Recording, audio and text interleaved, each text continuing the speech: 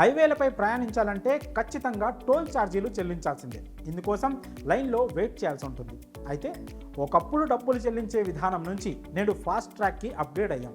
అయితే టోల్ ప్లాజాల వద్ద రద్దీని తగ్గించేందుకు కేంద్రం ఎప్పటికప్పుడు మార్పులు చేస్తోంది.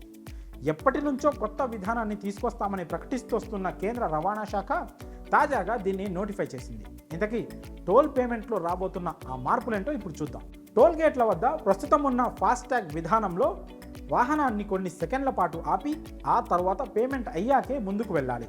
పైగా కిలోమీటర్లతో సంబంధం లేకుండా టోల్ చెల్లించాల్సి ఉంటుంది.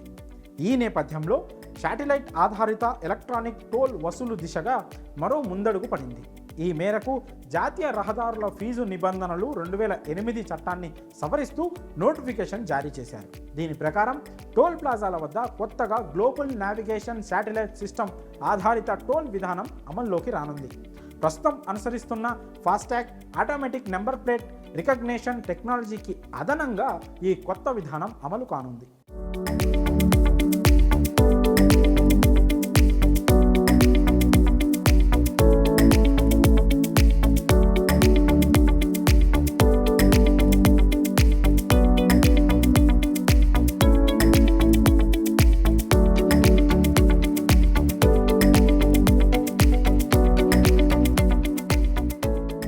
నావిగేషన్ శాటిలైట్ సిస్టమ్తో కూడిన ఆన్ బోర్డ్ యూనిట్ కలిగిన వాహనాలు టోల్ ప్లాజా మీదుగా వెళ్ళినప్పుడు ప్రయాణించిన దూరానికి మాత్రమే టోల్ పేమెంట్ ఆటోమేటిక్గా చెల్లింపు జరిగిపోతుంది.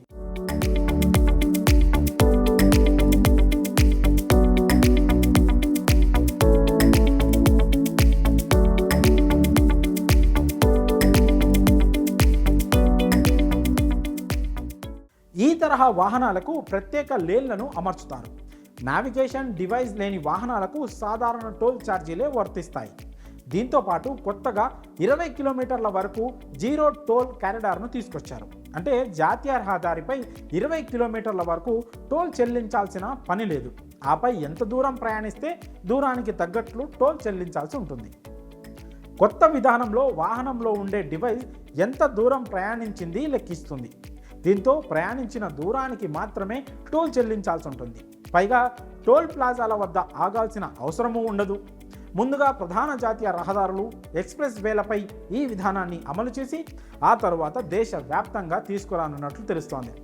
ప్రస్తుతానికి అమల్లో ఉన్న ఫాస్టాగ్ మరియు ఆటోమేటిక్ నెంబర్ ప్లేట్ రికగ్నిషన్ టెక్నాలజీతో పాటు ఈ కొత్త టెక్నాలజీని కూడా అనుసరించనున్నారు.